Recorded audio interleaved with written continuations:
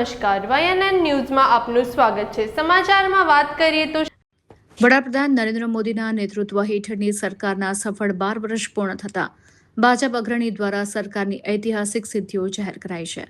અંત્યોદય વિચારધારાને વરેલી મોદી સરકારની ગરીબ કલ્યાણ નીતિઓને કારણે દેશના 25 કરોડથી વધુ નાગરિકો ગરીબી રેખાની બહાર આવ્યા છે।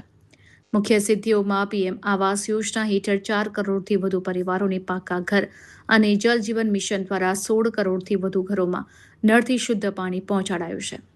આયુષ્યમાન યોજના હેઠળ 60 કરોડથી વધુ લોકો નોંધાયા છે, જેમને ₹5 લાખ સુધીની મફત સારવાર મળે છે। મધ્યમ વર્ગને રાહત આપતા ટેક્સ મુક્તિની મર્યાદા વધારીને ₹12,75,000 કરાઈ છે। વડાપ્રધાન તરીકે 4,399 દિવસ પૂર્ણ કરનાર નરેન્દ્ર મોદીને વિશ્વના 32થી વધુ દેશોને વડાપ્રધાન તરીકે 4,399 દિવસ પૂર્ણ કરનાર નરેન્દ્ર મોદીને વિશ્વના 32થી વધુ દેશોએ સર્વોચ્ચ નાગરિક સન્માન આપ્યું છે, જેનાથી વૈશ્વિક સ્તરે ભારતીયોનું ગૌરવ વધ્યું છે। રિપોર્ટર રાહુલ રાજપૂત।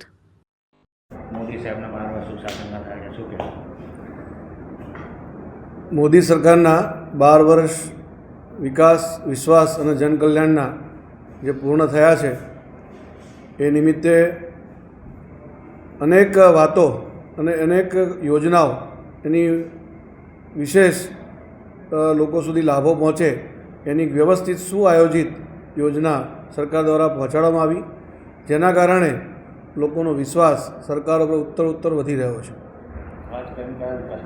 ઘણા એવા કામો છે કે સીધા લોકોને સ્પર્શતા છે, જેવી રીતે પીએમ આવાસ યોજના, જેમાં 4 કરોડથી વધુ લોકોને અત્યારે આવાસ મળી ચૂક્યા છે।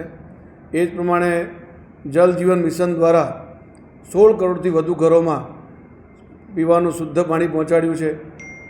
એ જ પ્રમાણે આયુષ્યમાન યોજનાના માધ્યમથી 5 લાખ સુધીની મફત સારવાર મળે અને 60 કરોડથી વધુ એમાં આયુષ્યમાન યોજનામાં રજિસ્ટ્રેશન થયા છે અને એનો લાભ લઈ રહ્યા છે। આવી અનેક ગરીબ કલ્યાણની, જનકલ્યાણની યોજનાઓના માધ્યમથી આજે સરકાર પર વિશ્વાસ ઉત્તરોત્તર વધી રહ્યો છે અને એના કારણે એક જે સંકલ્પ હતો કે લોકોનું જીવન ધોરણ સુધરે, લોકોનું જીવન સુખાકારી બને, એના માટેના જે પ્રયાસો હતા એના કારણે આજે 25 કરોડથી વધુ ગરીબો એ ગરીબી રેખાથી બહાર આવી ચૂક્યા છે।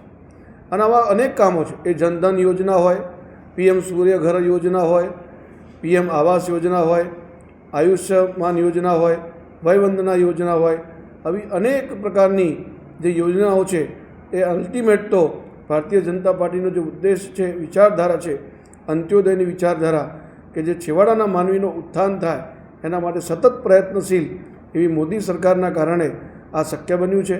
આવા અનેક કામો લોકો સુધી પહોંચ્યા છે।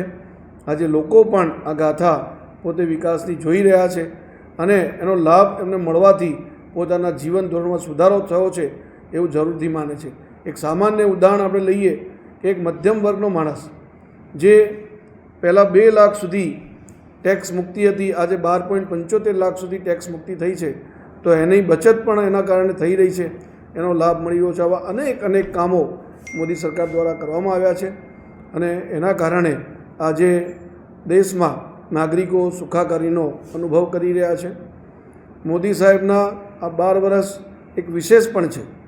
10 જૂનના રોજ એમના 4,399 દિવસ પૂર્ણ કરીને એક ઇલેક્ટેડ પ્રધાનમંત્રી તરીકે સૌથી વધુ પ્રધાનમંત્રી તરીકેનો રેકોર્ડ એમનો નામે બન્યો છે।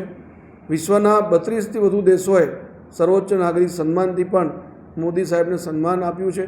મોદી સાહેબે આ સન્માન દેશના નાગરિકોનું સન્માન ગણાવ્યું છે, એટલે કે નાગરિકો આજે ગર્વથી પોતાનું માથું ઊંચું કરીને વિશ્વમાં પણ ક્યાંય પણ જાય તો ભારતીય તરીકે ઓળખા એ પ્રકારની એક સરકારની જે નીતિઓ, સરકારના જે કામો, એના કારણે વિશ્વાસ લોકોનો વધ્યો છે, જનકલ્યાણના કામો થયા છે, વિકાસના કામો થયા છે।